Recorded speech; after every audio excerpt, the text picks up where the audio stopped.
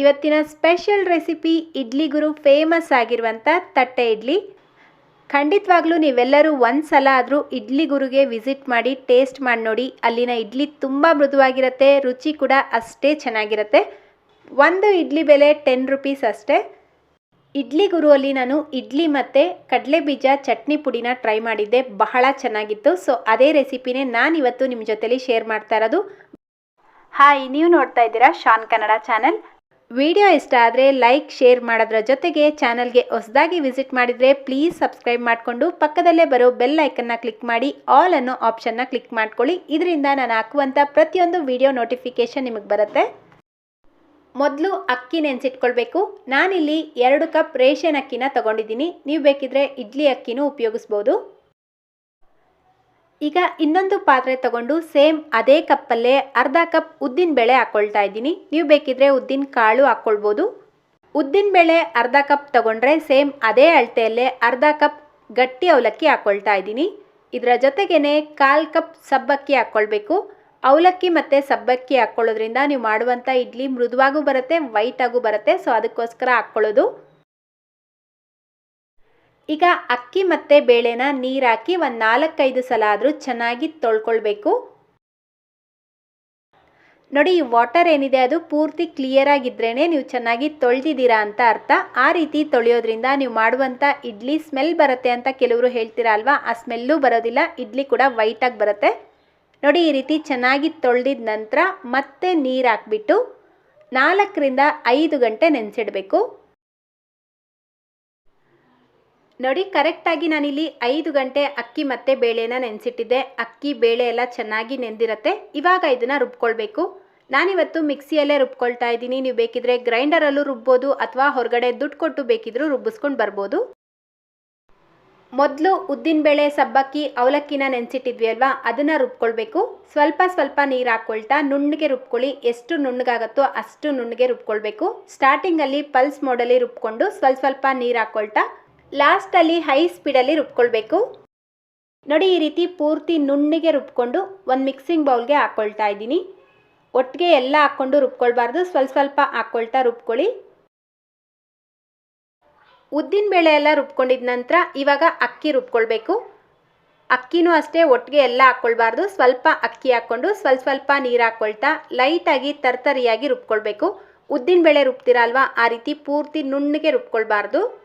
ನೋಡಿ ಯಾವ ರೀತಿ ಇದೆ ಅಂತ, ಈ ರೀತಿ ಸ್ವಲ್ಪ ತರ್ತರಿಯಾಗಿ ರುಬ್ಕೊಳ್ಬೇಕು. ಇದನ್ನು ಅದೇ ಮಿಕ್ಸಿಂಗ್ ಬೌಲ್ಗೆ ಹಾಕ್ಕೊಳ್ತಾ ಇದ್ದೀನಿ. ನೋಡಿ, ಈ ರೀತಿ ರುಬ್ಕೊಂಡಿದ ನಂತರ ಇವಾಗ ನಿಮ್ಮ ಕೈ ಉಪಯೋಗಿಸಿ ಇದನ್ನು ಚೆನ್ನಾಗಿ ಮಿಕ್ಸ್ ಮಾಡ್ಕೊಳ್ಬೇಕು. ಉಪ್ಪು ಇವಾಗಲೇ ಹಾಕ್ಬಿಟ್ಟು ಮಿಕ್ಸ್ ಮಾಡಿ ಇಡಬಾರ್ದು. ನೀವು ಬೆಳಗ್ಗೆ ಇಡ್ಲಿ ಮಾಡ್ತೀರಲ್ವ, ಆ ಟೈಮ್ಗೆ ಉಪ್ಪು ಸೇರಿಸ್ಬಿಟ್ಟು ಮಿಕ್ಸ್ ಮಾಡಬೇಕು. ಯಾಕಂದರೆ ಇವಾಗ ಬೇಸಿಗೆ ಕಾಲ ಆಗಿರೋದ್ರಿಂದ ಹಿಟ್ಟು ಬೇಗ ಫರ್ಮೆಂಟ್ ಆಗುತ್ತೆ. ಸೊ ಅದಕ್ಕೋಸ್ಕರ ಇವಾಗ ಉಪ್ಪು ಹಾಕ್ಕೊಳ್ಬಾರ್ದು. ಅದೇ ನೀವು ಚಳಿಗಾಲದಲ್ಲಿ ಮಾಡ್ತಾ ಇದ್ದೀರಾ ಅಂದರೆ ಮೊದಲೇ ಉಪ್ಪು ಹಾಕಿ ಮಿಕ್ಸ್ ಮಾಡಿ ಇಡಬೇಕು. ಈಗ ಈ ಪಾತ್ರೆ ಮೇಲ್ಗಡೆ ಈ ರೀತಿ ಒಂದು ಜಾಲರಿ ಟೈಪಲ್ಲಿ ಇರುವಂಥ ಜರಡಿನ ಮುಚ್ಚಿಡಬೇಕು, ಅಥವಾ ಈ ರೀತಿ ಹೋಲ್ಸ್ ಇರುವಂಥ ಪಾತ್ರೆನ ಬೇಕಿದ್ರೂ ಮುಚ್ಚಿಡ್ಬೋದು. ಈ ರೀತಿ ಮುಚ್ಚಿಡೋದ್ರಿಂದ ಚಳಿಗಾಲದಲ್ಲಿ ಇದು ಫರ್ಮೆಂಟ್ ಆಗೋದಿಲ್ಲ ಅಂತ ತುಂಬ ಜನ ಕೇಳ್ತಾ ಇದ್ರಿ ಅಲ್ವಾ. ಸೊ ಈ ಟಿಪ್ನ ತಿಳಿಸ್ಕೊಡ್ತಾ ಇದ್ದೀನಿ.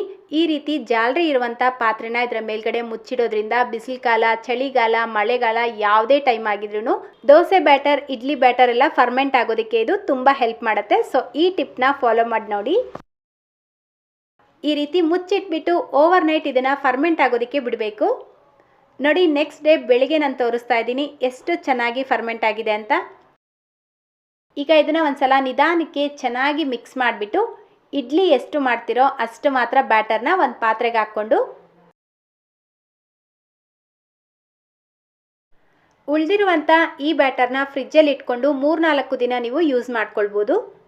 ಸೊ ನೋಡಿ, ಇಡ್ಲಿ ಮಾಡುವಂಥ ಈ ಬ್ಯಾಟರ್ಗೆ ನಾನಿವಾಗ ಉಪ್ಪು ಸೇರಿಸ್ಕೊಳ್ತಾ ಇದ್ದೀನಿ. ನೀವು ಯಾವಾಗ ಇಡ್ಲಿ ಮಾಡ್ತಿರೋ ಆವಾಗ ಉಪ್ಪು ಹಾಕ್ಕೊಳ್ಬೇಕು. ಈ ಬ್ಯಾಟರ್ ತುಂಬ ಗಟ್ಟಿ ಇದೆ ಅಂತ ನಿಮ್ಗೆ ಅನಿಸಿದ್ರೆ ಒಂಚೂರು ನೀರು ಹಾಕ್ಕೊಂಡು ಮಿಕ್ಸ್ ಮಾಡ್ಕೊಳ್ಬೋದು. ನಾನು ರುಬ್ಬೇಕಾದ್ರೇ ಸ್ವಲ್ಪ ನೀರು ಜಾಸ್ತಿ ಹಾಕ್ಕೊಂಡಿರೋ ಕಾರಣ ಇವಾಗ ಕರೆಕ್ಟಾಗಿದೆ, ಅದಕ್ಕೆ ನಾನಿಲ್ಲಿ ನೀರು ಸೇರಿಸ್ಕೊಳ್ತಾ ಇಲ್ಲ. ಸೊ ನೆಕ್ಸ್ಟ್ ಈಗ ಇಡ್ಲಿ ಮಾಡುವಂಥ ಇಡ್ಲಿ ಪ್ಲೇಟ್ಸ್ಗೆ ಮೊದಲು ಎಣ್ಣೆನ ಹಚ್ಕೊಂಡು ಈ ರೀತಿ ಬಾಳೆ ಎಲೆ ತಗೊಂಡು ರೌಂಡಾಗಿ ಕಟ್ ಮಾಡಿಬಿಟ್ಟು ಹಾಕ್ಕೊಳ್ತಾ ಇದ್ದೀನಿ. ಈ ಪ್ಲೇಟ್ಸ್ಗೆ ಬಾಳೆ ಎಲೆ ಹಾಕ್ಕೊಳ್ಳೋದ್ರಿಂದ ಇದು ಡಿಮೋಲ್ಡ್ ಮಾಡಬೇಕಾದ್ರೆ ಸುಲಭ ಆಗುತ್ತೆ, ಅದೇ ರೀತಿ ಚೆನ್ನಾಗೂ ಬರುತ್ತೆ. ಸೊ ಅದಕ್ಕೋಸ್ಕರ ಹಾಕ್ಕೊಳ್ತಾ ಇದ್ದೀನಿ. ಇದ್ದರೆ ಬಾಳೆ ಎಲೆ ಹಾಕ್ಕೊಳ್ಳಿ, ಇಲ್ಲ ಅಂದರೆ ನೀವು ಸ್ಕಿಪ್ ಮಾಡ್ಕೊಳ್ಬೋದು. ಮತ್ತೆ ಈಗ ಬಾಳೆ ಎಲೆಗೆ ಸ್ವಲ್ಪ ಎಣ್ಣೆ ಅಪ್ಲೈ ಮಾಡಿಕೊಂಡು ಇಡ್ಲಿ ಬ್ಯಾಟರ್ನ ಹಾಕ್ಕೊಳ್ಬೇಕು. ನಾನಿಲ್ಲಿ 2 ಸೌಟಷ್ಟು ಹಾಕ್ಕೊಳ್ತಾ ಇದ್ದೀನಿ. ನೀವು ಹೋಟೆಲ್ ಥರ ತೆಳುವಾಗಿ ಇಡ್ಲಿ ಬೇಕು ಅನ್ನೋ ಹಾಗಿದ್ರೆ 1 ಸೌಟ್ ಹಾಕ್ಕೊಳ್ಬೋದು. ಇಡ್ಲಿ ಪ್ಲೇಟ್ಸ್ನ ಪೂರ್ತಿಯಾಗಿ ಫಿಲ್ ಮಾಡ್ಕೊಳ್ಬಾರ್ದು, ಅರ್ಧ ಭಾಗ ಮಾತ್ರ ಹಾಕ್ಕೊಂಡು ಈ ರೀತಿ ಎಲ್ಲ ಪ್ಲೇಟ್ನು ಟ್ಯಾಪ್ ಮಾಡಿಬಿಟ್ಟು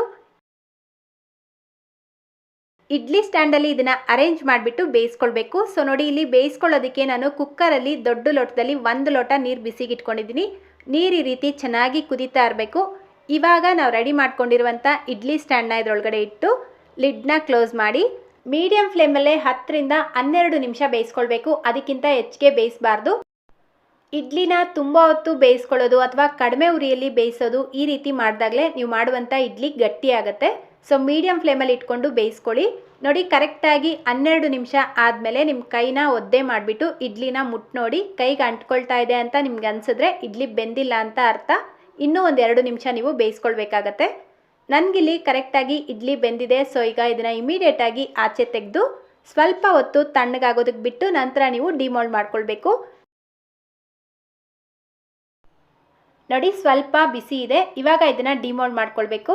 ಈ ರೀತಿ ಒಂದು ಚಾಕು ತಗೊಂಡು ಸೈಡ್ಸ್ ಎಲ್ಲ ಸ್ವಲ್ಪ ಲೂಸ್ ಮಾಡಿಬಿಟ್ಟು ಲೈಟಾಗಿ ಈ ರೀತಿ ಟ್ಯಾಪ್ ಮಾಡಿಕೊಂಡ್ರೆ ಈಸಿಯಾಗಿ ಇದು ಡಿಮೋಲ್ಡ್ ಆಗುತ್ತೆ. ಯಾಕಂದರೆ ನಾವು ಬಾಳೆ ಎಲೆ ಹಾಕ್ಕೊಂಡಿರೋದ್ರಿಂದ ಇದು ಸ್ವಲ್ಪನೂ ಪ್ಲೇಟ್ಸ್ಗೆ ಅಂಟ್ಕೊಳ್ಳೋದಿಲ್ಲ. ಇಡ್ಲಿ ಸರಿಯಾಗಿ ಡಿಮೋಲ್ಡ್ ಆಗ್ತಾ ಇಲ್ಲ, ತುಂಬ ಪ್ಲೇಟ್ಸ್ಗೆ ಅಂಟ್ಕೊಂಡಿದೆ ಅಂತ ನಿಮ್ಗೆ ಅನ್ಸಿದ್ರೆ ಇದ್ರ ಮೇಲ್ಗಡೆ ಒಂಚೂರು ತಣ್ಣೀರು ಹಾಕ್ಬಿಟ್ಟು ಸ್ವಲ್ಪ ತಣ್ಣಗಾಗೋದಕ್ಕೆ ಬಿಟ್ಟು ನಂತರ ಬೇಕಿದ್ರೂ ನೀವು ಡಿಮೋಲ್ಡ್ ಮಾಡ್ಕೊಳ್ಬೋದು. ನೋಡಿ ಎಷ್ಟು ಚೆನ್ನಾಗಿ ಬಂದಿದೆ ಅಂತ. ನಿಮಗೆ ನೋಡ್ತಾ ಇದ್ರೇ ಗೊತ್ತಾಗ್ತಾ ಇರ್ಬೋದು ಎಷ್ಟು ಸಾಫ್ಟ್ ಆಗಿದೆ ಇಡ್ಲಿ ಅಂತ. ನಾವು ಯಾವುದೇ ರೀತಿ ಸೋಡಾ, ಈನೋ, ಈಸ್ಟ್ ಎಲ್ಲ ಬಳಸ್ತೀರಾನು ಇಡ್ಲಿನ ಮಾಡ್ಕೊಳ್ಬೋದು. ತುಂಬ ಚೆನ್ನಾಗಿ ಬರುತ್ತೆ. ಸೊ ಖಂಡಿತವಾಗ್ಲೂ ನೀವು ಟ್ರೈ ಮಾಡಬೇಕು.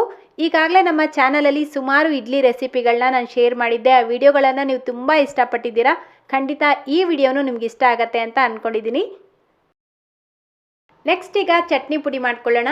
ಈ ಇಡ್ಲಿ ಜೊತೆಗೆ ಬೆಸ್ಟ್ ಕಾಂಬಿನೇಷನ್ ಅಂದರೆ ಈ ಕಡಲೆ ಬೀಜದ ಚಟ್ನಿ ಪುಡಿ. ಇದನ್ನು ಮಾಡೋದಕ್ಕೆ ಮೊದಲಿಗೆ ನಾನಿಲ್ಲಿ 1 ಕಪ್ ಕಡಲೆ ಬೀಜ ಹಾಕ್ಕೊಂಡು ಲೋ ಫ್ಲೇಮ್ನಲ್ಲೇ ಇದನ್ನು ಚೆನ್ನಾಗಿ ರೋಸ್ಟ್ ಮಾಡ್ಕೊಳ್ಬೇಕು. ಮೀಡಿಯಂ ಫ್ಲೇಮ್, ಹೈ ಫ್ಲೇಮಲ್ಲಿ ಇದನ್ನು ರೋಸ್ಟ್ ಮಾಡಿದ್ರೆ ಮೇಲೆ ಮಾತ್ರ ಸಿಪ್ಪೆ ಕಲರ್ ಬಂದಿರುತ್ತೆ, ಒಳಗಡೆ ಇದು ಚೆನ್ನಾಗಿ ರೋಸ್ಟ್ ಆಗಿರೋದಿಲ್ಲ. ಸೊ ಕಡಿಮೆ ಉರಿಯಲ್ಲೇ ರೋಸ್ಟ್ ಮಾಡ್ಕೊಳ್ಬೇಕು. ಈ ರೀತಿ ಮಿಕ್ಸ್ ಮಾಡ್ಕೊಳ್ತಾ ರೋಸ್ಟ್ ಮಾಡ್ಕೊಳ್ಳೋದ್ರಿಂದ ಎಲ್ಲ ಕಡಲೆ ಬೀಜನೂ ಚೆನ್ನಾಗಿ ರೋಸ್ಟ್ ಆಗುತ್ತೆ. ನೋಡಿ, ಕಡಲೆ ಬೀಜದ ಮೇಲೆ ಈ ರೀತಿ ಬ್ಲ್ಯಾಕ್ ಸ್ಪಾಟ್ಸ್ ಬರೋಕ್ಕೆ ಶುರುವಾಗಿದೆ ಅಂದರೆ ಇದು ಚೆನ್ನಾಗಿ ರೋಸ್ಟ್ ಆಗಿದೆ ಅಂತ ಅರ್ಥ. ತುಂಬಾ ಸೀದಿಸ್ಕೊಳ್ಬಾರ್ದು. ತುಂಬ ಸೀದಿಸ್ಕೊಂಡ್ರೆ ನೀವು ಮಾಡುವಂಥ ಚಟ್ನಿ ಪುಡಿ ಟೇಸ್ಟ್ ಕೂಡ ಚೇಂಜ್ ಆಗುತ್ತೆ. ಸೊ ಈ ರೀತಿ ರೋಸ್ಟ್ ಆಗಿದ ತಕ್ಷಣ ಒಂದು ಪ್ಲೇಟ್ಗೆ ಹಾಕ್ಬಿಟ್ಟು ಇದನ್ನು ಪೂರ್ತಿಯಾಗಿ ತಣ್ಣಗಾಗೋದಕ್ಕೆ ತೆಗೆದಿಡಬೇಕು. ನೆಕ್ಸ್ಟ್ ಈಗ ಅದೇ ಕಡಾಯಿಗೆ ಸೇಮ್ ಕಪ್ಪಲ್ಲಿ 1/4 ಕಪ್ ಕಡಲೆಬೇಳೆ ಹಾಕ್ಕೊಂಡು ರೋಸ್ಟ್ ಮಾಡ್ಕೊಳ್ಬೇಕು. ಇದನ್ನು ಅಷ್ಟೇ ಲೋ ಫ್ಲೇಮ್ನಲ್ಲೇ ರೋಸ್ಟ್ ಮಾಡ್ಕೊಳ್ಳಿ. ಕಡಲೆ ಬೀಜನ ನೀವು ಡೈರೆಕ್ಟಾಗಿ ಪೌಡರ್ ಮಾಡಿದ್ರೆ ಅದರಲ್ಲಿ ಎಣ್ಣೆ ಬಿಟ್ಕೊಳ್ಳುತ್ತೆ. ಸೊ ಅದನ್ನು ಅವಾಯ್ಡ್ ಮಾಡ್ಕೊಳ್ಳೋದಕ್ಕೋಸ್ಕರ ಇದಕ್ಕೆ ಕಡಲೆಬೇಳೆನ ಹಾಕ್ಕೊಳ್ಬೇಕು. ನೋಡಿ, ಈ ರೀತಿ ಕೆಂಪು ಬಣ್ಣದಲ್ಲಿ ರೋಸ್ಟ್ ಆಗಿದ ತಕ್ಷಣ ಇದನ್ನು ತೆಗೆದು ಮತ್ತೊಂದು ಪ್ಲೇಟಲ್ಲಿ ಹಾಕಿಟ್ಕೊಳ್ಳಿ. ನೆಕ್ಸ್ಟ್ ಈಗ 1 ಟೇಬಲ್ ಸ್ಪೂನ್ ಜೀರಿಗೆ ಹಾಕ್ಬಿಟ್ಟು ರೋಸ್ಟ್ ಮಾಡ್ಕೊಳ್ತಾ ಇದ್ದೀನಿ. ಇದು ಬಿಸಿಗೇನೆ ರೋಸ್ಟ್ ಆಗಿಬಿಡುತ್ತೆ. ಜಸ್ಟ್ 1 ಸೆಕೆಂಡ್ ರೋಸ್ಟ್ ಮಾಡಿಬಿಟ್ಟು ಅದೇ ಪ್ಲೇಟ್ಗೆ ಹಾಕಿಟ್ಕೊಳ್ಳಿ. ನಂತರ ಇದಕ್ಕೆ 1 ಟೀ ಸ್ಪೂನ್ ಎಣ್ಣೆ ಹಾಕ್ಬಿಟ್ಟು 15 ರಿಂದ 20 ಒಣಮೆಣಸಿನ್ಕಾಯಿ ಹಾಕ್ಕೊಂಡು ರೋಸ್ಟ್ ಮಾಡ್ಕೊಳ್ಬೇಕು. ಒಣಮೆಣಸಿನ್ಕಾಯಿ ನೋಡಿ ಈ ರೀತಿ ಕ್ರಿಸ್ಪಿಯಾಗಿ ಲೈಟಾಗಿ ಕಲರ್ ಚೇಂಜ್ ಆದರೆ ಸಾಕು. ಇದನ್ನು ಅದೇ ಪ್ಲೇಟ್ಗೆ ಹಾಕ್ಕೊಳ್ತಾ ಇದ್ದೀನಿ. ಸ್ವಲ್ಪ ಕರಿಬೇವಿನ ಎಲೆ ಹಾಕ್ಕೊಂಡು ರೋಸ್ಟ್ ಮಾಡ್ಕೊಳ್ಬೇಕು. ಇದನ್ನು ಅಷ್ಟೇ ಕ್ರಿಸ್ಪಿ ಆಗಬೇಕು. ಇದರ ಜೊತೆಗೇನೆ ಸ್ವಲ್ಪ ಹುಣಸೆ ಹಣ್ಣು ಹಾಕ್ಕೊಂಡು ರೋಸ್ಟ್ ಮಾಡ್ಕೊಳ್ಳಿ. ಹುಣಸೆ ಹಣ್ಣಲ್ಲಿ ಸ್ವಲ್ಪ ನೀರಿನಂಶ ಇರುತ್ತೆ. ಸೊ ಅದಕ್ಕೋಸ್ಕರ ಅದನ್ನು ಫ್ರೈ ಮಾಡ್ಕೊಳ್ಬೇಕು. ನೀವು ಇದನ್ನು ಗ್ರಾಮ್ ಲೆಕ್ಕದಲ್ಲಿ ಮಾಡೋ ಹಾಗಿದ್ರೆ ಇಂಗ್ರೀಡಿಯೆಂಟ್ಸ್ ಲಿಸ್ಟ್ನ ನಾನು ಡಿಸ್ಕ್ರಿಪ್ಷನ್ ಬಾಕ್ಸಲ್ಲಿ ಡೀಟೇಲ್ ಆಗಿ ಮೆನ್ಷನ್ ಮಾಡಿರ್ತೀನಿ. ಅಲ್ಲಿಂದ ನೋಡಿಬಿಟ್ಟು ನೀವು ಮಾಡ್ಕೊಳ್ಬೋದು. ಸೊ ನೋಡಿ, ಎಲ್ಲ ಪದಾರ್ಥಗಳನ್ನು ಈ ರೀತಿ ರೋಸ್ಟ್ ಮಾಡಿಬಿಟ್ಟು ಪೂರ್ತಿಯಾಗಿ ತಣ್ಣಗಾಗೋದಕ್ಕೆ ಬಿಟ್ಟು ನಂತರನೇ ನೀವು ಇದನ್ನು ಪೌಡರ್ ಮಾಡಬೇಕು. ಬಿಸಿ ಇರೋವಾಗಲೇ ಪೌಡರ್ ಮಾಡಿದ್ರೆ ಕಡಲೆ ಬೀಜ ಸರಿಯಾಗಿ ಪೌಡರ್ ಆಗೋದಿಲ್ಲ. ನೋಡಿ, ಕಡಲೆ ಬೀಜದ ಸಿಪ್ಪೆ ಈ ರೀತಿ ಕೈಯಲ್ಲಿ ಪ್ರೆಸ್ ಮಾಡಿದ ತಕ್ಷಣ ಪುಡಿ ಪುಡಿ ಆಗಬೇಕು. ಆವಾಗಲೇ ಕಡಲೆ ಬೀಜ ಚೆನ್ನಾಗಿ ರೋಸ್ಟ್ ಆಗಿದೆ ಅಂತ ಅರ್ಥ. ನೀವು ಬೇಕಿದ್ರೆ ಕಡಲೆ ಬೀಜ ಸಿಪ್ಪೆ ಸಮೇತ ಮಾಡ್ಬೋದು ಅಥವಾ ಈ ರೀತಿ ಸ್ವಲ್ಪ ಬೇಕಿದ್ದು ತೆಗೆದುಬಿಟ್ಟು ಮಾಡ್ಬೋದು. ನಾನಿಲ್ಲಿ ಪೂರ್ತಿಯಾಗಿ ತೆಗೆದಿಲ್ಲ, ಸ್ವಲ್ಪ ಮಾತ್ರ ತೆಗೆದುಬಿಟ್ಟು ಯೂಸ್ ಮಾಡ್ತಾ ಇದ್ದೀನಿ. ನೋಡಿ, ಎಲ್ಲ ಪದಾರ್ಥಗಳು ಪೂರ್ತಿಯಾಗಿ ತಣ್ಣಗಾಗಿದ ನಂತರ ಒಂದು ಮಿಕ್ಸರ್ ಜಾರ್ ತಗೊಂಡು ಮೊದಲು ನಾವು ಒಣಮೆಣಸಿನ್ಕಾಯಿ, ಕಡಲೆಬೇಳೆ ಎಲ್ಲ ರೋಸ್ಟ್ ಮಾಡಿ ಇಟ್ಕೊಂಡಿದ್ವಿ ಅಲ್ವಾ, ಅದನ್ನು ಹಾಕ್ಕೊಳ್ಬೇಕು. ಈಗ ಒಂದು ಅರ್ಧ ಟೀ ಸ್ಪೂನ್ ಬೆಲ್ಲ ಹಾಕ್ಕೊಳ್ತಾ ಇದ್ದೀನಿ. ಬೆಲ್ಲ ಹಾಕ್ಕೊಳ್ಳೋದ್ರಿಂದ ಚಟ್ನಿ ಪುಡಿ ಟೇಸ್ಟ್ ಚೆನ್ನಾಗಿರುತ್ತೆ. ಅರ್ಧ ಟೀ ಸ್ಪೂನ್ ಉಪ್ಪು ಹಾಕ್ಬಿಟ್ಟು ಇದನ್ನು ಪೌಡರ್ ಮಾಡ್ಕೊಳ್ಳಿ. ನುಣ್ಣಗೆ ಪೌಡರ್ ಮಾಡ್ಕೊಳ್ಬೇಕು. ನೋಡಿ, ಈ ರೀತಿ ನುಣ್ಣಗೆ ಪೌಡರ್ ಮಾಡಿಕೊಂಡು ಈಗ ಕಡಲೆ ಬೀಜನ ಹಾಕ್ಕೊಳ್ತಾ ಇದ್ದೀನಿ. ಇದರ ಜೊತೆಗೇನೆ ಒಂದು ಗಡ್ಡೆ ಬೆಳ್ಳುಳ್ಳಿ ಹಾಕ್ಕೊಳ್ಬೇಕು. ಅಂದರೆ ಒಂದು 15ರಿಂದ 20 ಎಸಳು ಬೆಳ್ಳುಳ್ಳಿ ಹಾಕ್ಕೊಂಡು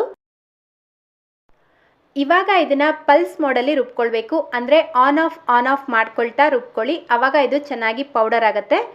ಆವಾಗವಾಗ ಈ ರೀತಿ ಲಿಡ್ ಓಪನ್ ಮಾಡಿ ಒಂದು ಸ್ಪೂನ್ ತೊಗೊಂಡು ಮಿಕ್ಸ್ ಮಾಡ್ಕೊಳ್ತಾ ಪಲ್ಸ್ ಮೋಡಲ್ಲೇ ರುಬ್ಕೊಳ್ಬೇಕು. ಆವಾಗಲೇ ಇದು ಪೌಡರ್ ಆಗೋದು. ಇಲ್ಲ ಅಂದರೆ ಕಡಲೆ ಬೀಜದಲ್ಲಿ ಎಣ್ಣೆ ಬಿಟ್ಕೊಂಡು ಇದು ಮುದ್ದೆ ಥರ ಆಗಿಬಿಡುತ್ತೆ, ಪೌಡರ್ ಆಗೋದಿಲ್ಲ. ಸೊ ಇದನ್ನು ನೆನಪಲ್ಲಿ ಇಟ್ಕೊಳ್ಳಿ.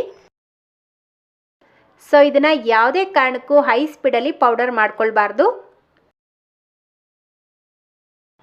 ನೋಡಿ ಎಷ್ಟು ಚೆನ್ನಾಗಿ ಪೌಡರ್ ರೆಡಿಯಾಗಿದೆ ಅಂತ. ಅಷ್ಟೇ, ಈಗ ತುಂಬ ರುಚಿಯಾಗಿರುವಂಥ ಕಡಲೆ ಬೀಜದ ಚಟ್ನಿ ಪುಡಿ ರೆಡಿಯಾಗಿದೆ. ಇದು ಪೂರ್ತಿಯಾಗಿ ತಣ್ಣಗಾದ್ಮೇಲೆ ಒಂದು ಗಾಜಿನ ಬಾಟ್ಲಲ್ಲಿ ಹಾಕಿ ಸ್ಟೋರ್ ಮಾಡ್ಕೊಳ್ಳಿ. 3-4 ತಿಂಗಳಿಟ್ಟರು ಇದು ಹಾಳಾಗೋದಿಲ್ಲ, ಚೆನ್ನಾಗಿರುತ್ತೆ. ಈ ಚಟ್ನಿ ಪುಡಿ ಇಡ್ಲಿ ದೋಸೆ ಜೊತೆಗೆ ಅಂತಲ್ಲ, ನೀವು ಬಿಸಿ ಅನ್ನದ ಜೊತೆಗೆ ಸ್ವಲ್ಪ ತುಪ್ಪ ಮತ್ತು ಈ ಪೌಡರ್ ಹಾಕಿ ಕಲಿಸ್ಬಿಟ್ಟು ತಿಂದರೂ ಇನ್ನೂ ಚೆನ್ನಾಗಿರುತ್ತೆ. ಬೇಕಿದ್ರೆ ಟ್ರೈ ಮಾಡಿ ನೋಡಿ. ಸೊ ಅಷ್ಟೇ, ಈಗ ತುಂಬ ರುಚಿಯಾಗಿರುವಂಥ ಇಡ್ಲಿ ಗುರು ಫೇಮಸ್ ತಟ್ಟೆ ಇಡ್ಲಿ ಜೊತೆಗೆ ಚಟ್ನಿ ಪುಡಿ ಕೂಡ ರೆಡಿಯಾಗಿದೆ. ನೀವು ಇಡ್ಲಿ ಗುರುಗೆ ಹೋದಾಗ ಪ್ಲೇನ್ ಇಡ್ಲಿ ಆರ್ಡ್ರ್ ಮಾಡಿದ್ರೆ ಕೇವಲ ಅದರ ಬೆಲೆ 10 ರೂಪೀಸ್ ಆಗಿರುತ್ತೆ. ಅದೇ ನೀವು ಈ ಕಡಲೆ ಬೀಜದ ಚಟ್ನಿ ಪುಡಿ ಜೊತೆಗೆ ಇಡ್ಲಿ ಆರ್ಡ್ರ್ ಮಾಡಿದ್ರೆ ಅದರ ಬೆಲೆ 35 ರೂಪಾಯಿ ಆಗಿರುತ್ತೆ. ನಾನಿವತ್ತು ಚಟ್ನಿ ರೆಸಿಪಿನ ಶೇರ್ ಮಾಡಿಲ್ಲ, ಯಾಕಂದರೆ ವಿಡಿಯೋ ತುಂಬ ಲೆಂತಿ ಆಗುತ್ತೆ ಅಂತ. ಈಗಾಗಲೇ ನಮ್ಮ ಚಾನಲಲ್ಲಿ ಚಟ್ನಿ ಯಾವ ರೀತಿ ಮಾಡೋದು ಅಂತ ವಿಡಿಯೋ ಇದೆ, ಬೇಕಿದ್ರೆ ನೀವು ನೋಡ್ಬೋದು. ನೋಡಿ, ಈ ರೀತಿ ಇಡ್ಲಿ ಮೇಲ್ಗಡೆ ಚಟ್ನಿ ಪುಡಿನ ಹಾಕ್ಬಿಟ್ಟು ಅದರ ಮೇಲ್ಗಡೆ ತುಪ್ಪ ಹಾಕ್ಬಿಟ್ಟು ಟೇಸ್ಟ್ ಮಾಡಿ, ಸಖತ್ತಾಗಿರುತ್ತೆ. ಇಡ್ಲಿ ನೋಡಿ ಮುರಿದು ತೋರಿಸ್ತಾ ಇದ್ದೀನಿ ಎಷ್ಟು ಮೃದುವಾಗಿದೆ ಅಂತ. ತುಂಬಾ ಚೆನ್ನಾಗಾಗತ್ತೆ. ಸೊ ಮಿಸ್ ಮಾಡ್ದಿರಾ ಈ ರೆಸಿಪಿನ ನೀವೆಲ್ಲರೂ ಟ್ರೈ ಮಾಡ್ತೀರಾ ಅಂತ ಅಂದ್ಕೊಂಡಿದ್ದೀನಿ. ಇವತ್ತಿನ ಈ ವಿಡಿಯೋ ನಿಮ್ಮೆಲ್ಲರಿಗೂ ಇಷ್ಟ ಆಗಿದ್ರೆ ಪ್ಲೀಸ್ ವಿಡಿಯೋನ ಲೈಕ್ ಮಾಡೋದ್ರ ಜೊತೆಗೆ ನಿಮ್ಮ ಫ್ರೆಂಡ್ಸ್ ಮತ್ತು ಫ್ಯಾಮಿಲಿಯವ್ರ ಜೊತೆಗೂ ಈ ವಿಡಿಯೋನ ಶೇರ್ ಮಾಡ್ಕೊಳ್ಳಿ. ಚಾನಲ್ಗೆ ಹೊಸಬರಾಗಿದ್ದರೆ ಪ್ಲೀಸ್ ಸಬ್ಸ್ಕ್ರೈಬ್ ಮಾಡಿಕೊಂಡು ಪಕ್ಕದಲ್ಲೇ ಬರೋ ಬೆಲ್ ಐಕನ್ನ ಕ್ಲಿಕ್ ಮಾಡಿ ಆಲ್ ಅನ್ನೋ ಆಪ್ಷನ್ನ ಕ್ಲಿಕ್ ಮಾಡ್ಕೊಳ್ಳಿ. ಇದರಿಂದ ನಾನು ಹಾಕುವಂಥ ಪ್ರತಿಯೊಂದು ವಿಡಿಯೋ ನೋಟಿಫಿಕೇಷನ್ ನಿಮಗೆ ಬರುತ್ತೆ. ಸೊ ಇದೇ ರೀತಿ ಮತ್ತೊಂದು ರೆಸಿಪಿಯೊಂದಿಗೆ ಮತ್ತೆ ಸಿಗೋಣ. Thank you.